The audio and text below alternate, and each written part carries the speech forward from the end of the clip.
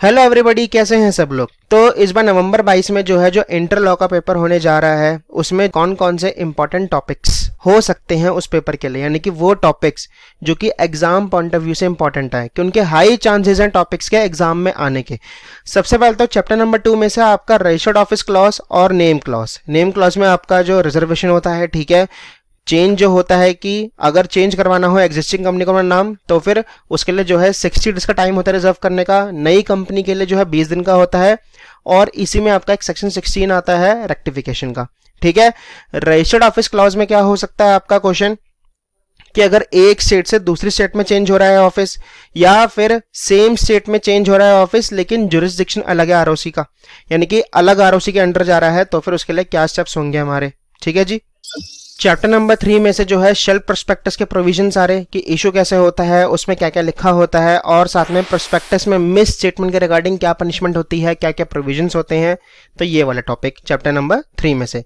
Chapter 4 में से rights issue, bonus issue, buyback और शेयर कैपिटल जो है रिड्यूस कैसे की जा सकती है थ्रू कंपनीज एक्ट 2013, उसके क्या प्रोविजंस होते हैं रिड्यूस के, बायबैक के क्या प्रोविजंस हैं, बोनस इशू के, राइट्स इशू के, तो ये आपके चैप्टर 4 में से आ सकते हैं, हाई चांसेस हैं।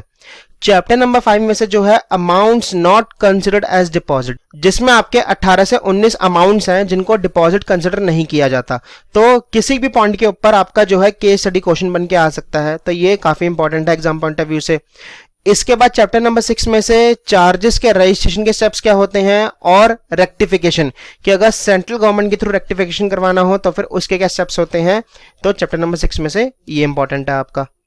इसके बाद चैप्टर नंबर 7 में से आपके एजीएम और ईजीएम के प्रोविजंस, साथ में मीटिंग्स के कोरम के क्या प्रोविजंस होते हैं, नोटिस के क्या प्रोविजन होते हैं, इसके बाद सिग्निफिकेंट बेनिफिशियल ओनर आपका, और टाइप्स ऑफ वोटिंग, कितने टाइप्स की वोटिंग होती है, उनके रिगार्डिंग जो भी प्रोविजंस होते हैं वोटिंग को कंडक्ट करवाने के।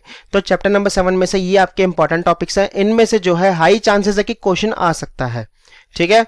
चैप्टर नंबर 8 में से आपका जो है डिविडेंड कंपनी जो है अगर लॉस होने के बाद भी या फिर इनएडिक्वेट प्रॉफिट्स होने के बाद भी देती है तो फिर क्या स्टेप्स होते हैं, कौन कौन से प्रोविजंस फॉलो करने होते हैं कंपनी को, तो वो वाला टॉपिक। चैप्टर नंबर 9 में से आपका सीएसआर इंटरनल ऑडिट का सेक्शन 138, सीएसआर का सेक्शन 135 और साथ में सेक्शन 136 और 137। देखो 136 और 137 बहुत ही इंपॉर्टेंट है। ये किसके बारे में है कि जो कंपनी है अगर उसको ऑडिटेड फाइनेंशियल स्टेटमेंट्स की कॉपी भेजनी हो अपने मेंबर्स को तो कैसे भेज सकती है, और फाइनेंशियल स्टेटमेंट्स को फाइल करवाना है रजिस्ट्रार के पास तो वो कैसे कर सकती है, तो ये इंपॉर्टेंट है। तो चैप्टर 9 में से आपके ये 4 टॉपिक्स हैं।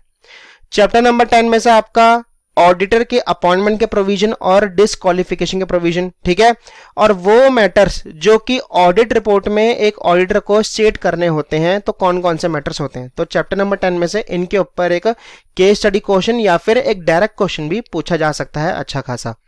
फिर लास्ट में आपका अदर लॉज में जो है नेगोशिएबल में से आपका crossing of cheques, maturity, endorsements and dishonour of cheques, ठीक है। क्रॉसिंग ऑफ चेक्स आपके 4 टाइप्स की क्रॉसिंग हो गई, ठीक है। मैच्योरिटी के प्रोविजन, एंडोर्समेंट्स में आपके टाइप्स ऑफ एंडोर्समेंट्स, और डिसऑनर ऑफ चेक सेक्शन 138 और उसके आगे के जो प्रोविजंस है, तो ये आपके इंपॉर्टेंट है नेगोशिएबल इंस्ट्रूमेंट्स एक्ट में। अब देखो इंपॉर्टेंट है, करने हैं आपको, लेकिन इसका मतलब ये नहीं है कि सिर्फ यही करके जाओगे एग्जाम में, नहीं।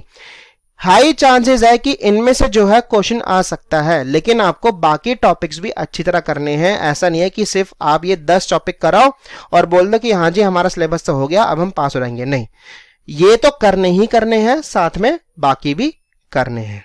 चलिए जी।